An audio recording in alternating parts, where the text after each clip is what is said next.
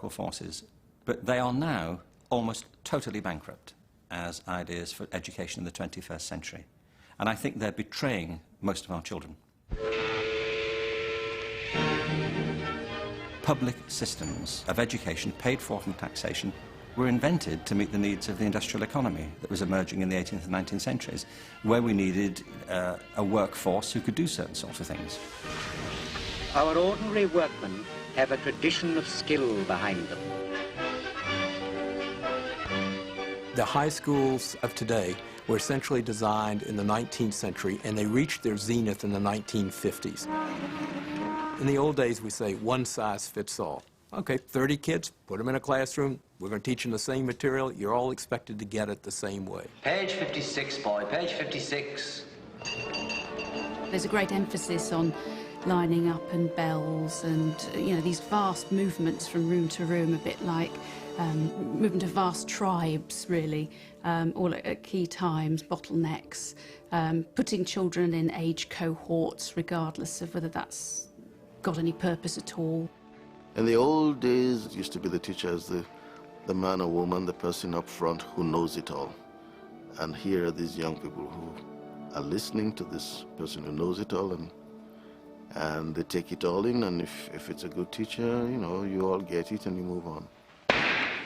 I won't forget to tell you when it's time to stop, lad. There's a tendency to look backwards. Thank you, sir.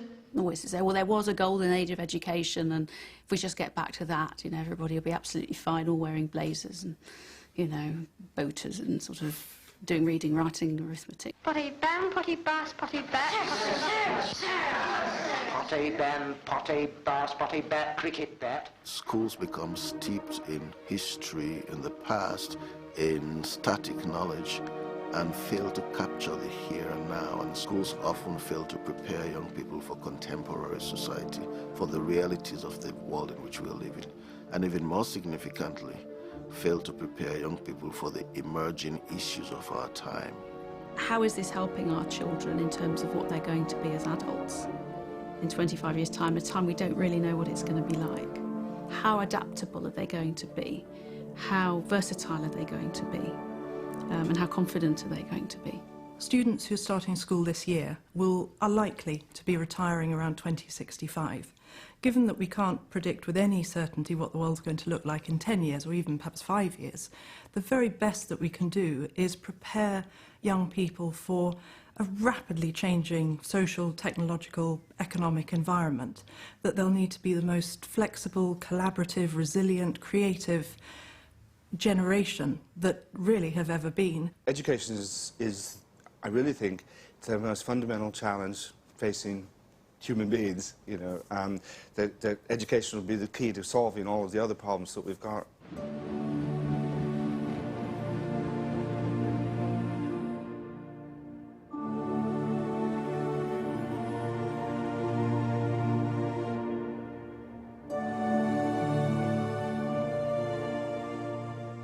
If education really is the key, do young people feel that their schooling is helping them to unlock their future? Do 5 teenagers from the same town, with the same schools to choose from, feel that they have been given the building blocks to manage what lies ahead? Has their education prepared them for the rest of their lives?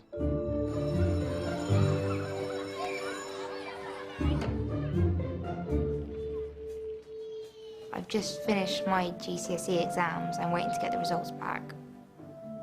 I hope I've done quite well because I tried my hardest in all my subjects, and seeing as I know that I've tried my hardest, I know that I couldn't have done any better, so even if the results aren't that good, I still know that they're the best I could have got.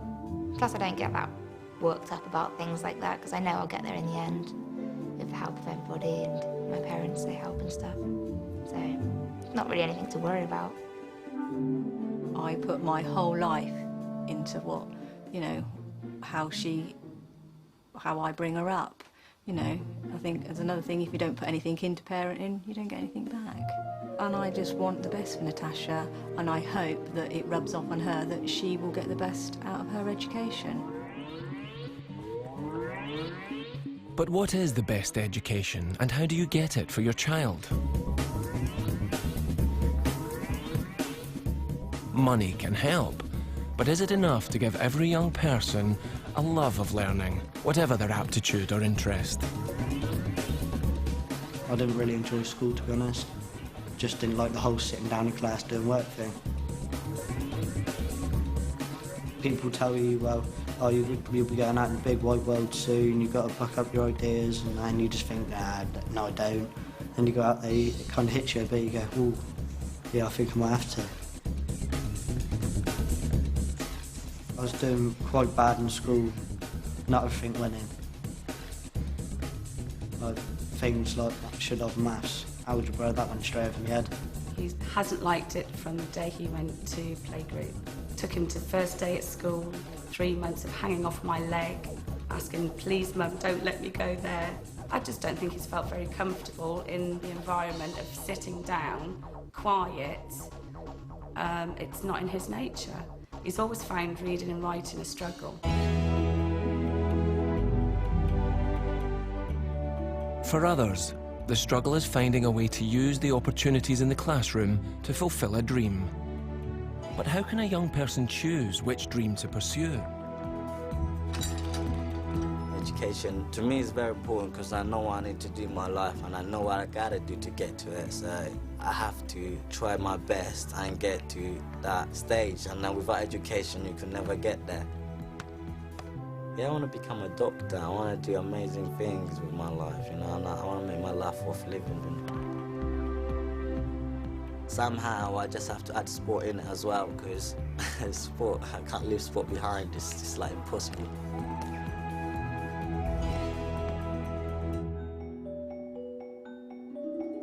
And what if your challenge isn't what to leave behind, but rather what to pursue?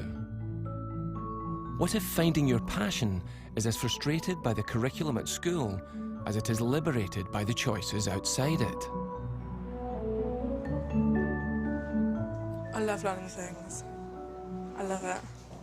Your whole life's about learning. And like, you learn new things all the time. I don't know what I want to be when I grow up yet. There's lots of choices. Hairdressing, beauty. I'd like to do media makeup. I like singing. I'd like to be in the police or something like that, maybe. I don't know, I want to go places and see what it's like and learn things and see how other people live and what they're like. I've got one goal in life, and that's to be happy, and even if I go to college, university, I don't mind. Like, I would like to get good qualifications, but if I'm happy, then that's my goal achieved.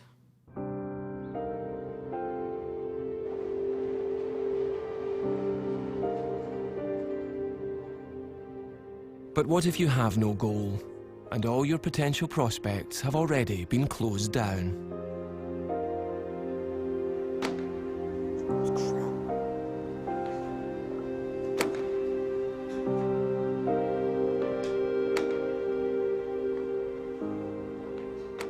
I got a record, yeah. It comes, it goes. I've just got to stay out of trouble for until I'm 18.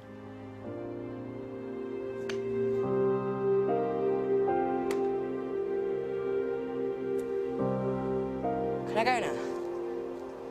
I want to go home. It's easy to say he got in with a bad crowd and whatever, but academically I think he was doing sort of average, if you like. Other than that, I don't really know.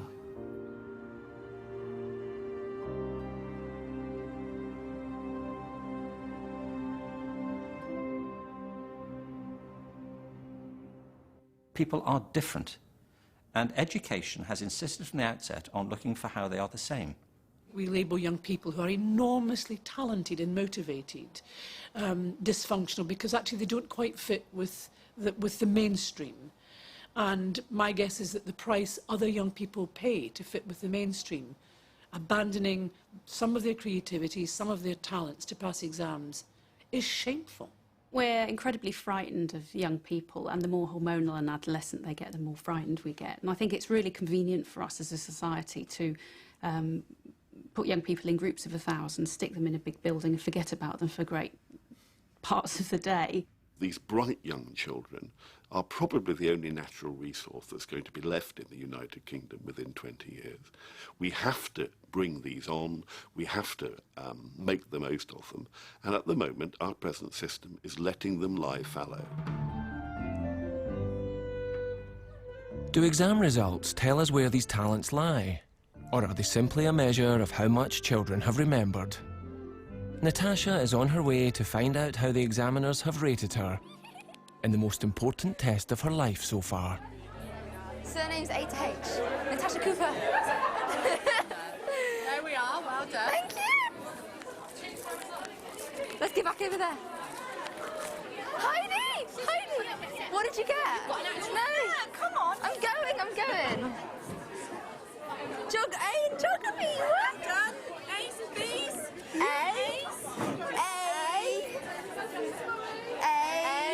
And an A. Maths, you got a B! Oh, I didn't get any C's! Let's see. What did you get? I got 8 A stars and 6 A's. Fair play. Believe it or not, she used to be quite a quiet child at the beginning, and she's completely grown into herself. Her confidence has just got, you know, she's completely grown up into a fantastic young lady, really. Hey, Daddy! Guess what I got? 4 A's and 5 B's. That's come from her home life. You know, her parents are fantastic. Her brothers, I'm sure, gives her a bit of grief at home, but, you know, again, he will support her. She's got that supportive home life as well as what's going on in school. I'll see you tomorrow. As a parent with Natasha and with her school at the Ridgeway, I think it's fantastic. But then my daughter is that sort of child, you know. We've gone through 5 years, she's had no problems. Nothing at all. The young person who worries me most is the young person who's been successful all through their school life. You know, great grades from teachers, they very quickly learn how to get more of those great grades. But they are very often at risk in the next stage of transition into the big wide world. I'm looking forward to, like, the next couple of years, like, go out clubbing with your mates and stuff, go out and do your own thing, learn to drive, have freedom. But then you've got to, like, get a proper serious job. I'd like to be like a lucky one and either have a brilliant job that earns a good salary sort of thing myself, or meet someone who does it for me sort of thing. I'd love to, like, marry someone famous or someone so that I don't actually have to have a job. You teach people to read and write, and it gives people a tool to unlock things, but what it doesn't let them do is question the world around them very well. It doesn't let them question who they are and what are they doing and where they want their country to be. And that's the ideal situation, that you want people who can question, not people who are told what to do.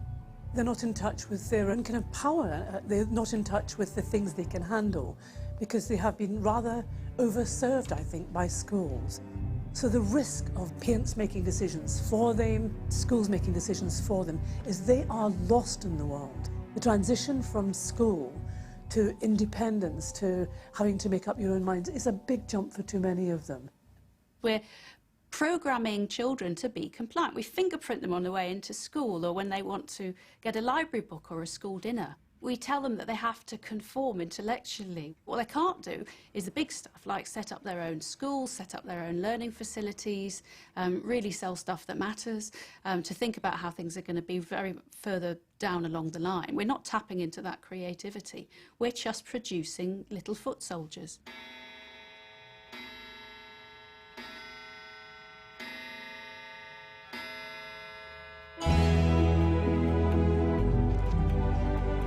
But how can an education system accommodate the diverse range of interests and talents of young people? How can it be broad enough to tap into the depth and breadth of the creative talent of our children? Kids nowadays are failing in many classes because they're picking stuff that they don't want to do. Kids need to learn, otherwise we won't be able to get anywhere in life. We all have a range of individual abilities, but the amount of talent we're wasting with these really outdated ideas is incalculable. So to put that into a diagram, To become a doctor, you have to do proper biology, different kind of science. But in our school, I had limited options for that and only did one science lesson. One of the things that's really important is that we start communicating with learners about what they ought to be accepting. So if a school says, sorry, we don't offer biology, instead of just saying yes, you should be thinking, hold on a minute. Given I can access material from home, from my computer, I'm not quite sure that that's right. Why don't you offer this? You're going to be a bit behind because other people might have that option to do that, and I don't. So I have to like do extra work, tutor myself on the computer, or like get a personal tutor, and that should be provided in school. Makes me feel quite disappointed because we should be able to choose our own path for the future. I measure my angle of incidence here, always to the normal. Maybe schools aren't always aware that children are maturing quite rapidly these days, and they're still treating them as though they were babies. You cannot force kids to learn because otherwise they won't learn. You need to know how to talk to them. You need to know how to communicate with them. Otherwise, they will just turn up to lesson, mess about and go, which that's not actually helpful. I mean, the grades is important, but you need to also consider about the students themselves. When I look into the future and think, well, what do our kids need? Of course they need to be able to read and write. Of course they do. Nothing I'm saying is an argument against that. What I'm arguing against is the preoccupation with that type of ability and the extent to which it marginalises and ignores the greater part of people's actual abilities, which go well beyond these core academic abilities as they're often thought of. We need people who can feel comfortable in the different ways in which they think. A lot of people come through education thinking, frankly, that they're stupid. So much so that Scott has avoided even collecting his exam results.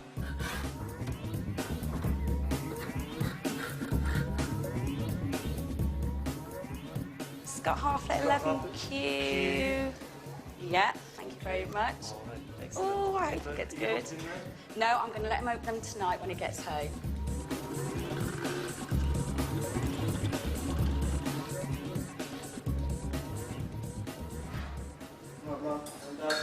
Okay. Something on the table for you over there.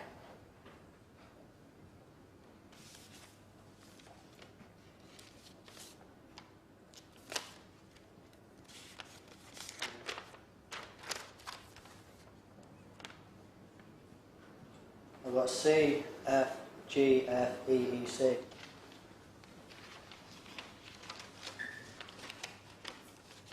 Well done. You've done better than your old man. That's a Well done, mate. Well done.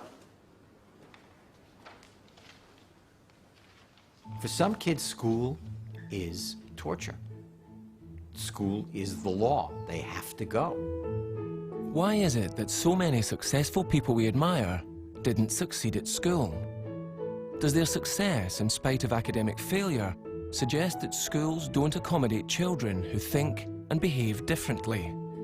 No matter what kind of test I took, no matter what test in any subject I took, I barely passed. I couldn't, spelling, you know. I would study my words. I would know them.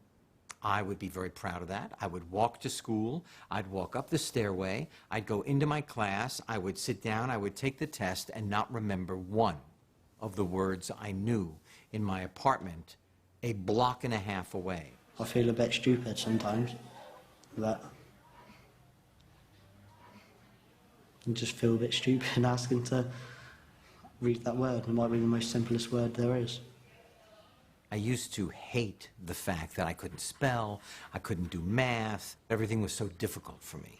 I wished sometimes that I could spoon it out of my brain and just throw it away. My two younger sisters are very academic, so they'll be the ones I borrow money off.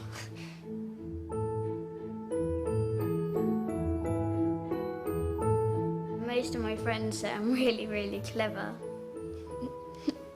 Probably because I am. And usually if my friends are stuck on spelling a word, I usually help them whenever I can. I was always behind. Say I done half a page of work, all the rest of the class had done 3. And I'd get in a bit of trouble for it. Because if I couldn't do something, I'd just push it away from me and just not do it and mess about. I like reading like Jackson Wilson and Roald Dahl and authors like that. I like the interesting vocabulary he uses and his imaginative stories with animals and giants and stuff. Many times I thought to myself I'd like to be them, get the good grades, get a better job, and a lot more money, but then you think, well, everyone's different, just got to make your own way up. How you learn has nothing to do with how smart you are. How you learn has nothing to do with your brilliance. I can't tell you how many people I have met who were unbelievably terrible at school, who are fantastic at creating companies, at teaching, at being in utero surgeons. I think a lot of the schools, unfortunately, for children like Scott and people who are worse than Scott, are left behind. They're focusing on the ones who are sat at the front with their head down, you know, doing their writing, and not necessarily focusing on the children at the back who are messing about. Children are raining through the cracks. Left behind, you can't even see them anymore. They're so far in the dust. So, what is going wrong? At school, they focus a lot on what you can't do rather than what you can do. And even though they try and make you improve on that, you feel as if you're constantly being pushed down and down all the time. They've been straitjacketed into certain subjects, certain areas, and everybody fears stepping out of that because then you don't get the label of success with the certificates and things that you can get. What policymakers typically do is focus on the curriculum and on assessment. So they almost always start to control the curriculum. And in doing that, they focus on what they believe to be the essential disciplines, which almost always turn out to be math, science, technology, and languages. That's their first mistake, because equally important for the 21st century are the humanities and the arts and how they all connect to each other. Then they focus on standardized testing, assessment. And they believe that to raise standards, we have to standardize. The evidence is they all leave with their 9 GCSEs. So they are absolutely constrained. They know that that packet of qualifications enables progression in the world. That's why the government does it. It's why parents support it. It's why kids, leave some bits of themselves, actually a lot of bits of themselves, at the door of schools. So if someone came out of 10 A stars but was a complete toe rag, I don't think we've done our job. We haven't. What have we contributed to society? And we get students who don't always achieve their potential. Actually, most of them do, and most of them overachieve. But we also get students who become fantastic young people in the community. And I think that's lost. That is lost. Governments are not worried about that, are they? Schools and school systems that have standardized tests are no longer educating students. They're teaching students how to take tests. And at the end of the day, you're not going to have a multiple choice job. I think the pressure on my year about GCSEs is absolutely immense. I mean, there's homework, coursework, exams, and then we've got advice from mock exams, and it's just one thing after the other. If you just say, what's it all for? And to say, well, what do people have to be good at to do well? Who really gets rewarded? I think you'd have to conclude that the whole purpose of public education in most countries is to produce university professors. I have taught in a convent school. I taught in a very posh girls' Church of England grammar school, and I taught in the state system. In all 3 cases, I thought that education was failing. We were using education as a way of disqualifying children. That we were selecting a small elite at the cost of all the others. I get really frustrated sometimes at school, like over the lessons. I definitely think I could learn more sometimes. Education is about drawing out of children what is in them, not stuffing them with rubbish. Everyone's different, and I prefer to do a great big lot of coursework and hand it all in, rather than a test, because I've got time to go over it and think about it, rather than just try and cram all this information in and then go into a test and panic and yeah, it doesn't work for me. There was a survey done 2 years ago of dropouts, and almost half said that the reason they dropped out is they weren't sufficiently engaged. It means they didn't feel like they were participating in the overall process, they weren't being brought in, and they weren't being challenged and engaged in the course material. The relevance to learners of education, of formal education, is dissipating quite rapidly.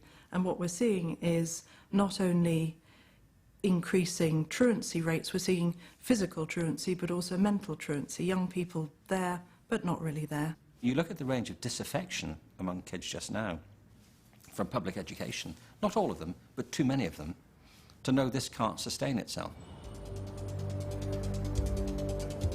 1/3 of our kids starting 9th grade this year will not finish high school. They'll drop out over the 4 years. Another third will finish high school, but they will not finish with the skills they need for college or the modern workplace. So that at the end of their high school career, almost 2 out of 3 of our children will not have what they need to be truly competitive in the international marketplace.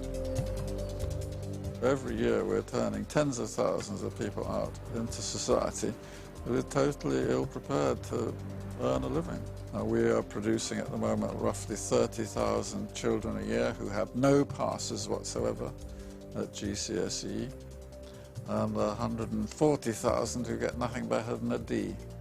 These are people who in various ways are at a disadvantage right from the moment they leave school. About those 30,000 with no passes, 4/5 of them are going to leave school with absolutely nothing and not do any more about it. If we increase the male graduation rate from high school only 5%, we could save this nation $8 billion a year in crime-related costs and also the additional earnings that would come. We know that if we could just cut the dropout rate in half, the new revenues coming in from the new taxpayers and wage earners would mean $45 billion of additional federal tax revenues or cost savings. I think anybody who doesn't think that education is about the economy isn't listening. It really is about the economy in every sort of sense. You know, it's why why companies and countries invest so much. And we know it informally. I mean, everybody I know who's got children or anybody who went to school or college makes an assumption that as a result of being educated, you'll be in a better position to get a job and to become economically independent. Everybody wants that for their kids. You know, I do. I can't tell you how much I want my children to be economically independent, you know, and as soon as possible. The story that isn't covered in the newspapers or on TV every day is about the 7,000 children that disappeared in the United States of America. Every school day, 7,000 children will drop out of high school, and they will disappear. They will not be employed, and we also know that they're going to have worse health outcomes, and they're going to much more likely to be incarcerated. At least 2/3 of all state prison inmates are high school dropouts.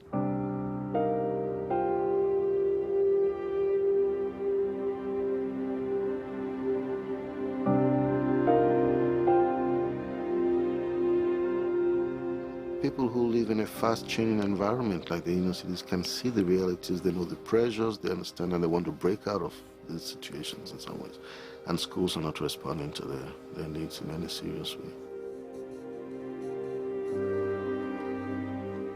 Been to nearly every school in Swindon. Nearly. Greendown, Churchfields, Harriet, and Stratton Education Centre.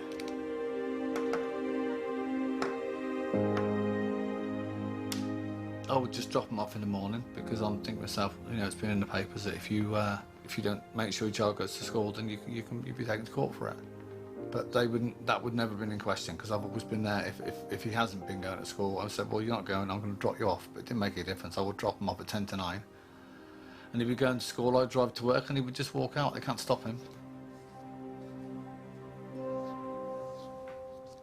I tried to burn Churchfields down.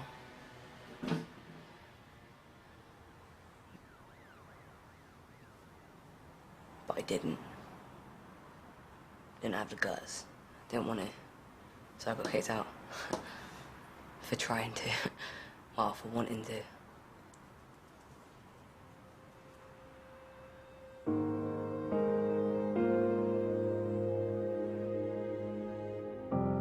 In conflict situations, I mean, the parallel is quite stark. What we find is that many of the young people who take up arms, take up guns, tend to do something that's very puzzling. They consistently seek out, raid, and burn down schools. And the question is why? Because many of these young people feel they've been cheated of something in life because they did not get the opportunities in school. It's just if I get really angry, I do like lash out. I just don't think. People have talent, and that's what's eating them up. They know they're capable of something, and they're not being given an opportunity to show what they're capable of. For the last 3 years, he's just been kicking around the streets, so he's going to run into problems. And as he said, you know, he thought it was ace to start with because it was a holiday, but since he was banned from being in his house when his dad's not there, he was going out at 6:45 in the morning and not being allowed back in the house until his dad got back from work and not going to school. So what was he going to do? I don't want to get into actually the trouble that I've done, because I feel stupid for doing it.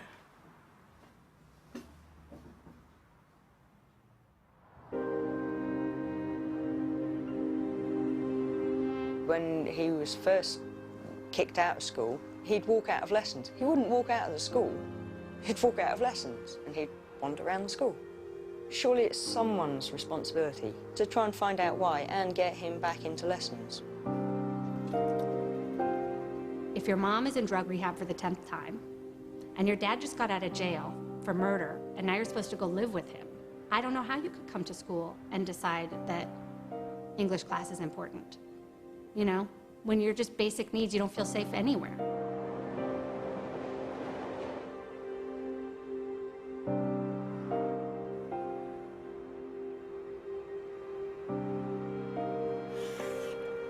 Disadvantaged children do badly. And if we had a very equalizing educational system, it might help more of them to recover, but we don't. The biggest failure of the British educational system over the last 50 years is that it has significantly failed to increase social mobility. Where you are born and to whom you are born is still the single most important factor that determines your success in our education system and probably the job that you will take up. The costs of the human crisis are incomparably higher than getting it right the first time. The costs of incarcerating people far exceed the costs of giving them a life to begin with and supporting them and trying to find the thing they're good at. In the words of H.G. Wells, the future is a race between education and catastrophe. If catastrophe is to be avoided, education has to triumph. Last year, according to one report, governments around the world spent about $2 trillion on education, so they're not messing around. You know, this is rather important. Governments and donor partners may be surprised that it may be cheaper to do this more exciting and relevant things we're talking about than to continue putting money into conventional systems that don't work. This is a multifaceted problem. It doesn't have one simple answer, which is why it doesn't lend itself to any aspect of our present structure where the government's elected once every 5 years. They have about 1 year in the middle when they can actually think freely without the electorate breathing down their necks, and we have no long-term strategy for education in the UK at all. The vision for education at the moment, and governments across the world, is they just want things to improve. They seem to just want things to improve without realising what they want to improve and how they want it improved. And it's certainly been used, education is being used by all countries as a political football. We're not thinking about what the education should look like, where it might take place, with whom, the roles, overall, how education will be devised. It's not a question of doing what we've always done and doing it a little bit better. It's actually being prepared to say we need to do something radically different. Education is a complicated business. If it was so simple, we'd have fixed it already. But everybody's scared about changing the system overnight. But is overnight soon enough?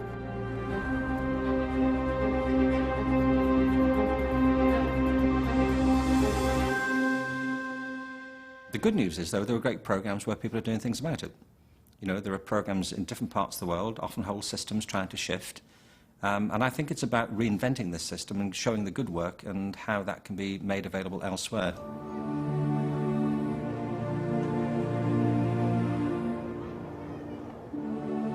Our survival hangs on this reinvention. Against the backdrop of the economic crisis that has engulfed the world, we're going to have to pull ourselves out of our current situation by readdressing the basics, by seeking ways to more intelligently tie our creativity to our productivity, by giving the next generation the tools to make sense of the world they will inherit. The way to think about the relationship between education and the endless shifts in the economy is to think about education being a preparation for whatever may be thrown at you through life. So the people who will come through economic crises best are those who are most resilient, who have the widest range of skills, who are adaptable, who can rethink, who don't get demoralized, who think creatively, who look for new opportunities, who have the confidence to do that.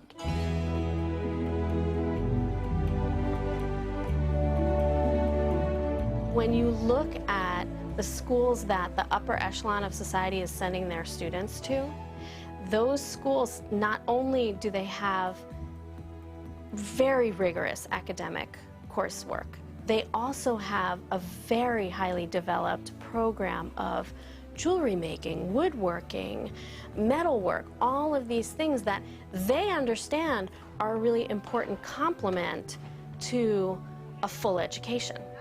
And yet when we go to the public school arena, you have one group of kids funneled to sitting in classes all day reading and writing and talking, and you have another group of kids funneled to all day doing something with their hands. And so what we're doing is we're trying to bring those two things together. If that's the sort of holistic education affluent parents are choosing for their children, why isn't it the sort of education that every child can access? Good morning, beautiful people. Let's go, young scholars. Let's go. Who's got your birthday hair? Okay, go upstairs, go upstairs, go upstairs. Chelsea, you are special. You are very special, wonderful, unique young woman. Have a wonderful morning. 80% of our students come from low-income families. So they're students who qualify for free and reduced lunch. They're students who are living at or below the poverty level. Where I come from, it's like nobody in my family has ever even graduated from high school. I was like, if I fail, it's not gonna make no difference because all of my family have already failed. The majority, overwhelming majority of our students will be the first in their families to go to college. I thought it was impossible for me to go there or even apply or even think about it. These kids have immense, rich resources to offer to us, and you see it all the time. The kids who are not doing well suddenly find themselves in a program with a teacher, somebody who looks into their eyes and sees who they really are, gives them a different way of doing something, and they come back to life. I did CSULA. I want to go there because there's 57% Latino people, and they also have the social sciences. So how does Met West High School achieve its 0% dropout rate and 96% graduation rate? The three central ideas are that people learn best when they are known well in the context of real relationships, that people learn best when they are intrinsically motivated, when they're learning about something that they chose, that they're excited about, that they have real questions about, and that people learn best when we do mind and hand learning together.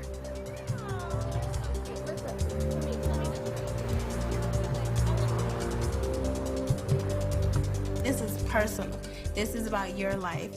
You have to face all your fears here. You know, whether or not it's opening up to people, whether or not it's speaking publicly, whether or not it's associating with adults, you know, and so you have to open up here.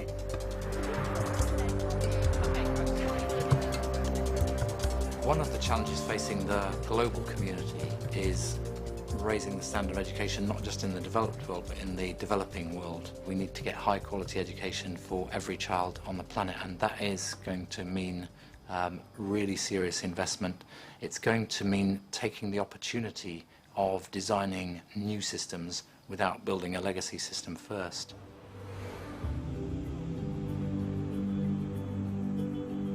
Many of the youth out there have the skill, have the talent, but nobody is harnessing it out of them. And if they don't have an option to get something that they can create of themselves, they go back to doing things that they don't have a choice, which is live out of crime. The basic instinct in every human is risk-taking. That's just, the species is just wired that way, I think. What if you were to capture all that vibrance, that risk-taking, somehow within their own location and channel it?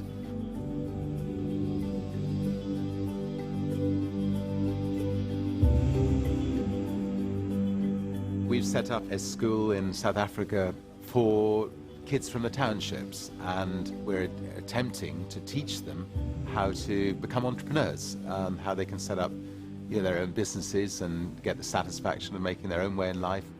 We need to go out there, identify what their challenges are, and try and create curricular education systems that can actually help these people come out of the rut of unemployment and get them into being able to be productive. There's two ways of developing entrepreneurial skills. One is, you just get out into the jungle and you give it a go. And you make mistakes along the way, and sometimes you'll make good things, and you might fall flat on your face and you pick yourself up again and you try again until you succeed. The other way is to actually teach them in schools. Especially when you come from a disadvantaged background or maybe from the township, you don't really understand what education really can give you as a person. It can give you a breakthrough from the poverty. You can be able to get maybe a good job or maybe start something that is gonna be worthwhile for you. And then the nice thing about it can be passed on from one person to another. A sustainable education system depends on more than certificates. Graduating with a business plan, seed capital, and ongoing mentoring can help young people transform their communities. I think the process that we teach them is, one, to become very innovative thinkers. Be creative and be proactive. I think if you can do both of those, your kids and the community will be in a different space. You can't just sit around and do nothing. Use your talent to do something. Harness your talent and become productive around your talent. It's about, painting a picture. You've got a bit of canvas and you want to create something really special, and you want to make every single little bit of that canvas as perfect as you can. And for many young people, they embrace the chance to create their own canvas, as far away from the classroom as possible.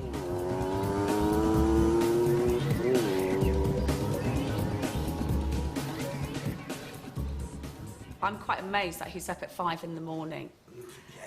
Really, I'm totally amazed that he's done that, and I'm really proud of the fact that he's took that responsibility on and he's doing it. I find it plastering, and it's quite satisfying, to be honest, because you go in there, bare walls, you walk out and it's filled up with something, and it's nice and smooth. You think, yeah, I done that. Scott's a bright, animated young man. The academic path was never really going to be his journey to success. So what we've tried to do is work with him and work with his family to ensure that he gets the best out of school for his move into the world of work in his adult life. Well, they gave me opportunities to go outside of school to do college, like I'd done a mechanics course at Springfield, and I enjoyed that. That got me out of school for half a day, once a week. I just thought it was a good opportunity to have, really. I'm for really making inroads in developing the teaching of practical learning. It's very hard to go and do Masters of Practice in carpentry.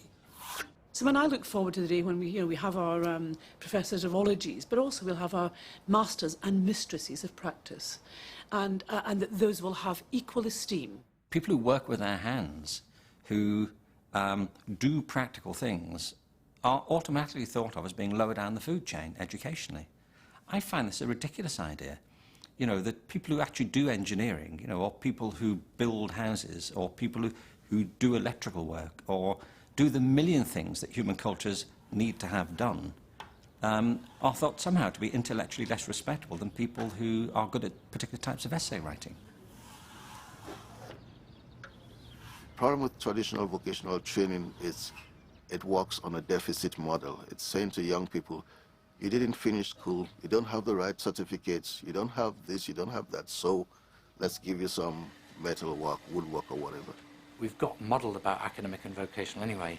If you look at the top courses in the top universities, law and medicine, for example, those are clearly vocational qualifications. A law degree is a vocational qualification. A medical degree is clearly a vocational qualification. The debate on curriculum is locked. It's framed in terms of either academic or either vocational. And the truth is that every learner we have should be doing both academic work and practical work, should be rehearsing being in the world.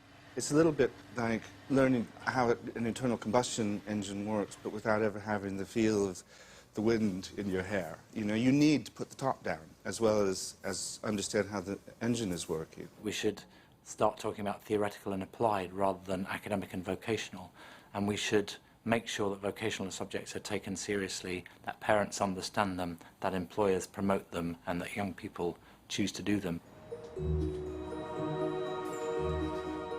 So what would inspire young people to choose them? If it is to be assured of a career, shouldn't employers show young people the opportunities available to them? If the opportunity is clear, perhaps young people will more easily understand the relevance of theoretical study and more actively connect their school studies with the real world. We really needed to attract more students to the technological sector, and I think we succeeded in doing that by mixing technology with communications, social sciences, language studies, and that turned out to be an attractive education for many more students, and also for the companies who wanted these students as part of their staff.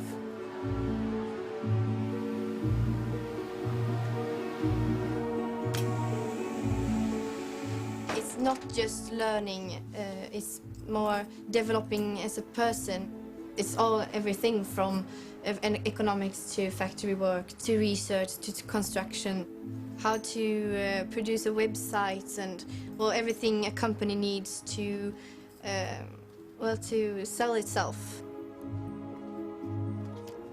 In a more traditional school, the students would graduate with more traditional knowledge. Maybe they would be better at repeating years and facts and things like that. But on the other hand, maybe they don't have the ability to use that knowledge in the same way that I hope our students are able to.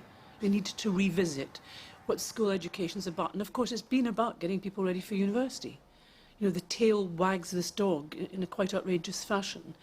And if we're really there about helping young people make good choices based on experience and meeting some of their talents for the first time, then that base has to be broadened. I might go to university, it depends.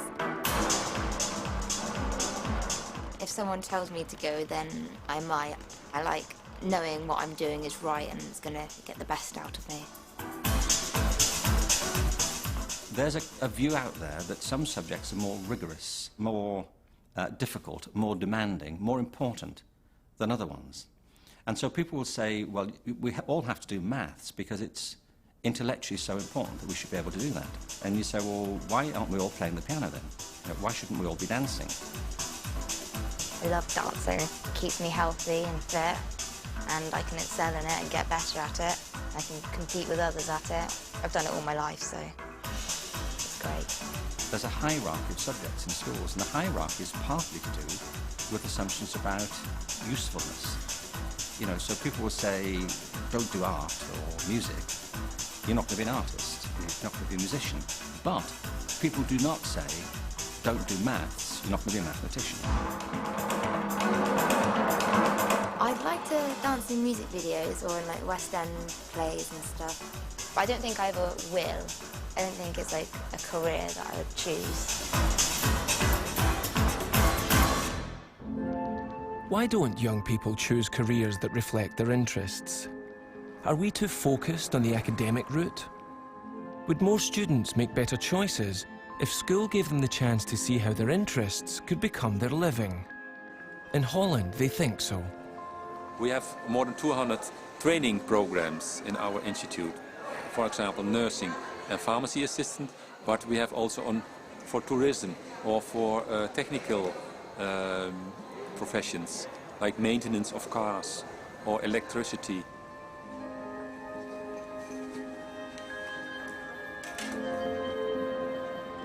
We have 3,000 companies involved in our school system.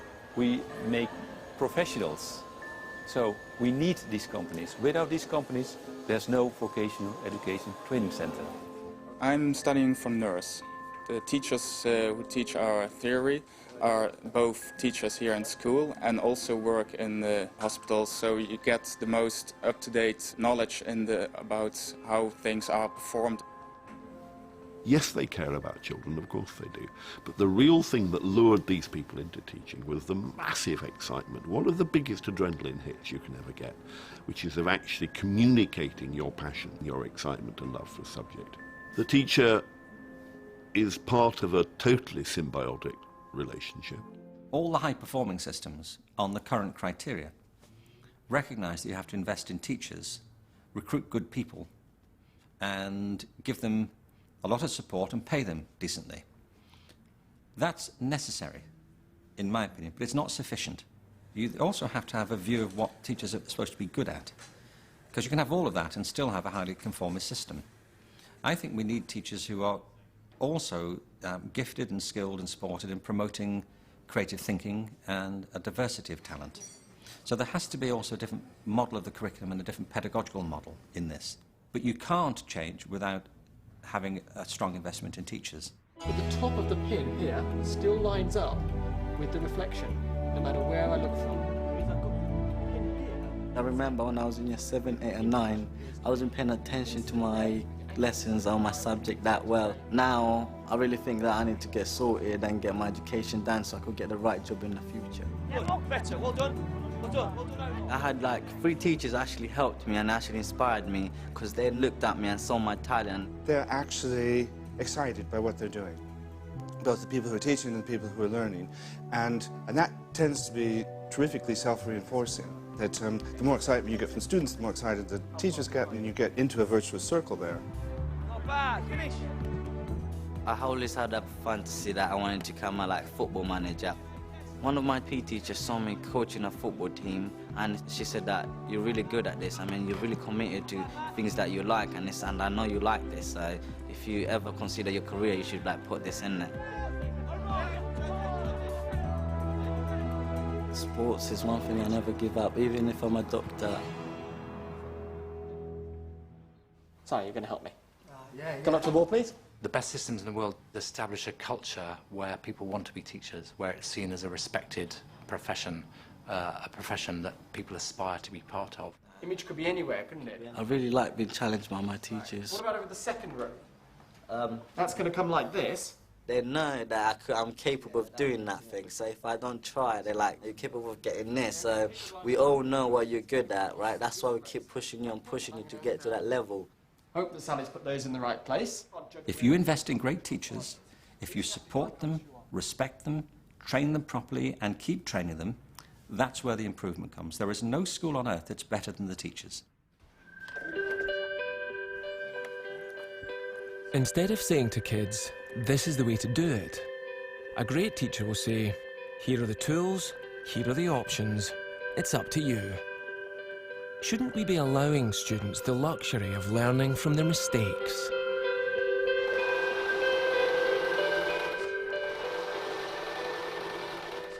The whole meaning of Summerhill is to allow people to grow into the people they want to be. To allow kids to learn about life for themselves, to experience things through doing things. The whole basis of Summerhill is about growing into a person rather than learning specific skills. 100% of Summerhill's diverse student population go on to further education, with 3/4 of them getting A to C grades at GCSE. We have sign up for the older children. They all sign up to the classes that they want to go to. And then we put the timetable together around the people who have signed up. and then you don't have to go. My previous school, I had one good teacher. Everybody else would bang on my table and tell me to work faster. Here, if you really want to and you're really having the stress in the lesson, you can walk out. I've never done that, but you can, and that's because of the pressure that isn't here that's made me stay in the lessons. When you have high values for G, it's quite... The older ones tend to be working towards GCSEs and so on, so although they will miss classes, most of the time they know the score. If you don't do the work, you don't pass the exam, so that's the first lesson in responsibility, taking responsibility for your actions.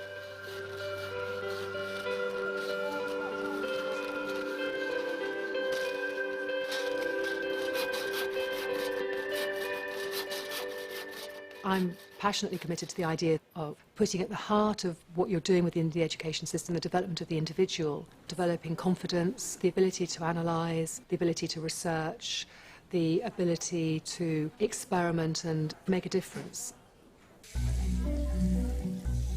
If Amy had been given a wider view of the world from inside her classroom, would her sense of self-belief and creativity have been unlocked earlier?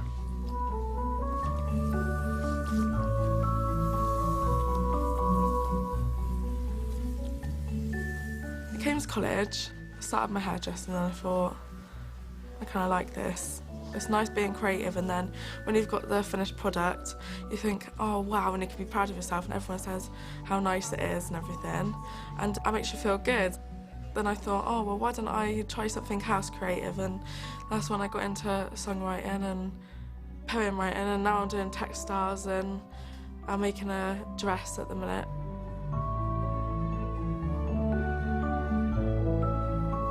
Because of developments within the curriculum, there is less opportunity for students to have made a lot of things with their hands. So perhaps where they had opportunity to use clay, drawing, those sorts of things tend to be very few and far between. And there's less time to be able to think independently and create independently. I never thought I was creative. I used to think, oh God, I can't write stories. Oh God, not another poem in English. But now, with the hairdressing, it has really pulled it out of me, and that's a side that I've never really seen before, but I love it. It's great. Good morning. Hiya. All right. I'm making a prom dress. All right. Just in the design stage at the minute. Yeah. If people say to me, I'm not creative, I just don't believe it. You know, it's like if somebody were to say to you, I'm not literate, I can't read or write, you wouldn't understand them to be saying, I'm incapable of this. What you'd understand them to mean is, nobody taught me how to do it. I haven't learned that yet. The great thing, I think, about an art and design education is that it's constantly assessing what's new and what's possible and pushing the boundaries. And that, I think, you know, what we want to do is encourage that within our students so that then they can go out into any walk of life and apply those skills, whether they actually go and work in a more, you know, traditional form of business or industry, whether it's a bank, for example, or whether they go and set up their own business. I like to go to college and university, and I'd like to study quite a few things, so my options are open.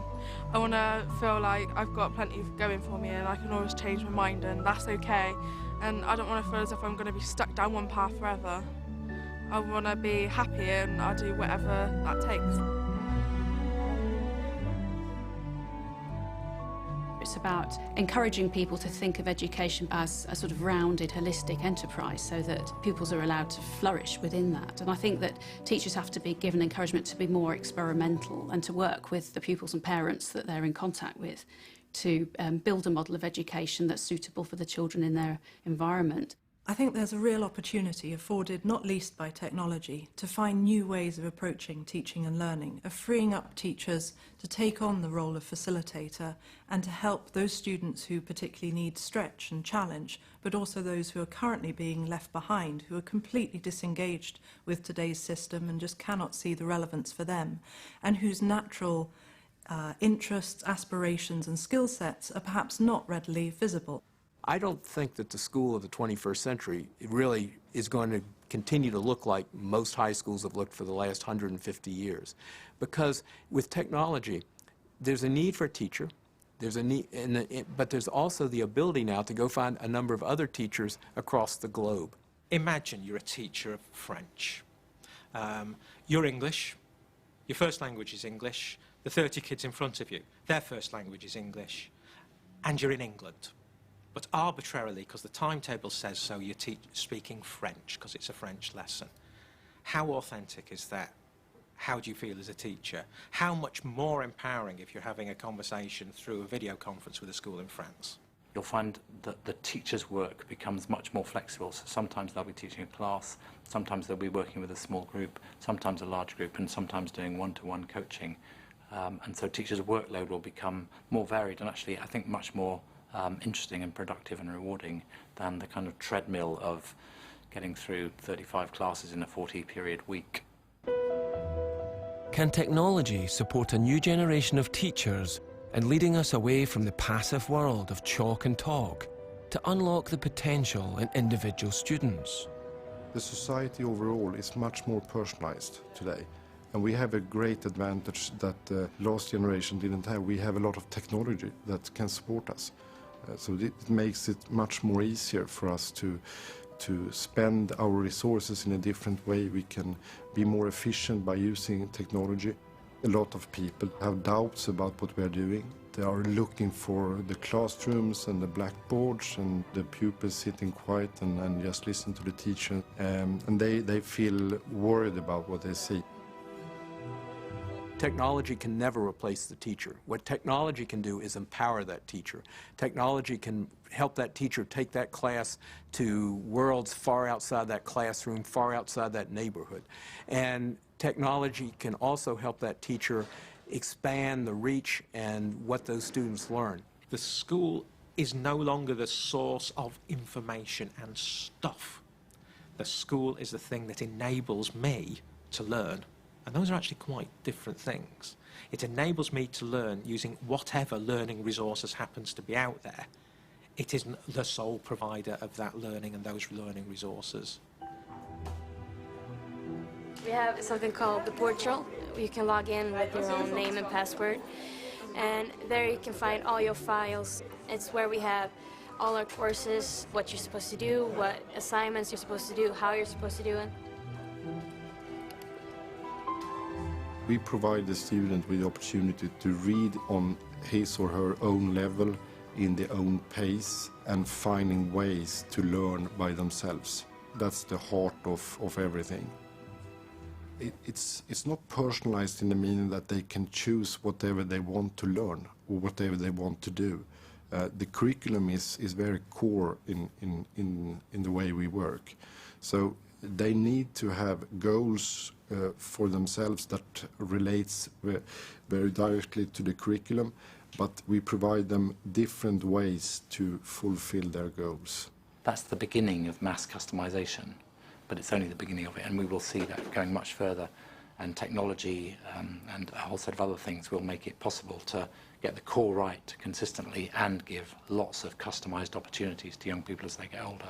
We don't go to a car dealership and expect to buy the same model. Everybody wants the same model car. Well, by the same token, our students come to us in different ways. What is different about education today, or what must be different, is that we have to recognize that and tailor the education to the student, make it student-centric, as opposed to saying, this is what we teach in this school, this is how you're going to learn it. When you look at what mass customization means in a business, it means that you have the core elements of production standardized and you do them incredibly reliably, and then around that you do the customization.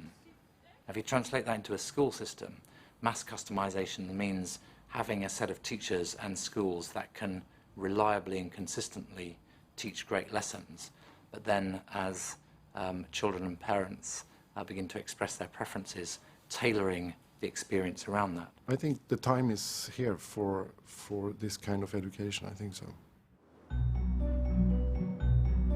It may already be too late to change the education experience of today's teenagers, but it's definitely not too late to help their children. I don't know whether I'm going to be a hairdresser at the minute. Even if I don't go on to do it, it's going to be a stepping stone. And not a bad one, a good one. And it would have brought out so many opportunities and so many things in me. I want to do the best I can. I want to show people what I can achieve. I want to make my family proud. I want to be proud of myself as well. There's a big world out there, and embrace it, yeah.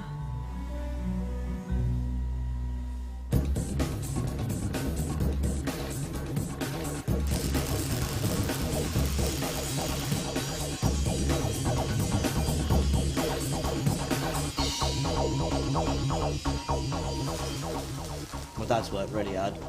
He come out of school like nothing, no grades at all. And now he's running his own business. He's built his own house, got 3 kids and a wife, and he's just done really well for himself. I'm really proud of him. I've got an ambition to have my own business. I won't spend the rest of my life working with someone. Maybe have my own garage one day, do the mechanics as well as fabricating and welding. Have 2 businesses, maybe.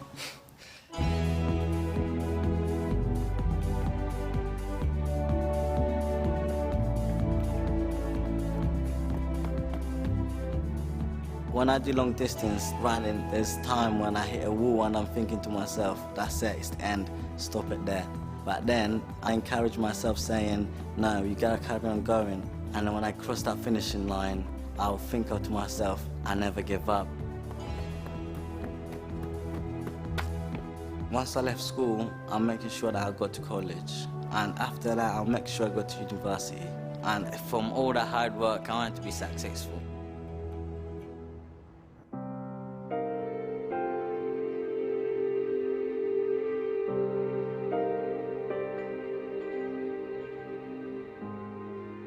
If I could go back and change what I've done already, I would.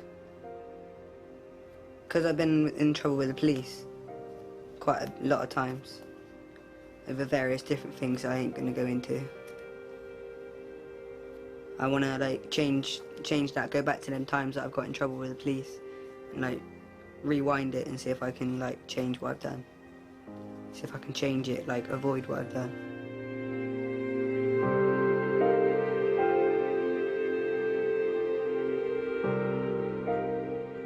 He could do pretty much what he wanted to. He's got a very good brain. He is intelligent. He's missed too much schooling. But I don't see that that necessarily has to hold him back from basically following something that will make him happy. And that's the most important thing, isn't it?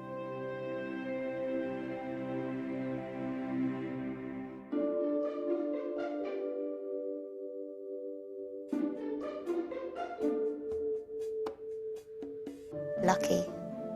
I'm lucky to have it all. I'd love to have children someday. I'd like to have a really nice house and just generally live a really nice and happy life. I'm not really worried about it. I'm not like, I'm not scared of it. It's only life. What's that bad that can happen to you? It's like, as long as you're like sensible and like think about what you're doing, what's the worst that can happen? I know like all my friends and parents will always be there for me, so it's all right. But will it be all right? No one can deny the scale of the challenge or its urgency. Predicting the future is a hazardous business, but we owe it to ourselves to plan for change, or better still, for transformation. The current state of education requires us to confront the fact that some long-standing assumptions around what education is for, who conducts it, how it's assessed, may need to be challenged, and not within the confines of the education community. That it'll need to take place with families, with children, with businesses, with technologists, with spiritual leaders, with scientists, all making the case for how education may need to change to meet the social, the technological, the spiritual, the human needs of the 21st century. We call it education, but it's about economy, it's about our livelihoods, it's about everything else that we do. Because that, at the end of the day, is the only thing we have as human beings, the way we think, the way we act, and the way we respond, and the way we relate to each other. We need those kids now. There are doctors, there are firefighters, there are technicians, there are webmasters. And so right now, we're in a situation where in just a few years, we're desperately going to need those children if we're going to be truly competitive in the world. But right now, they desperately need us. I think the society that we've got now, the economy, the global context that we have now, is that we need people who are going to use their skills to actually get us out of some very deep holes that we've dug for ourselves. If these kids were given, and when they are given, the tools to make sense of their lives and the power structure, when they're given the opportunities to really have access to the incredible depth and breadth of life experience, these kids will change the world, and they are changing the world.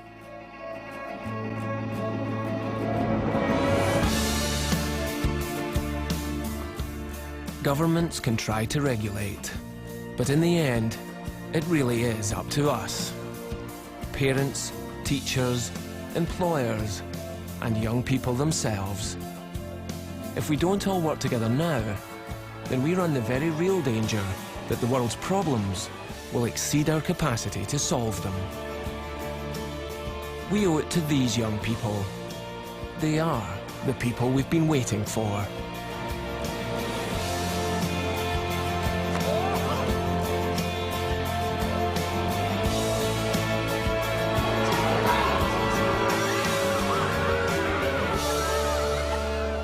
You know, I always tell people it's like a greenhouse. I always tell people that because, you know, you have all these different plants in this greenhouse, and then when you plant them outside, they still grow. But they have to be nurtured a certain way with other plants. And then when they send you out to the cold, cruel world, you still grow and you still flourish, and you might even change the world one day.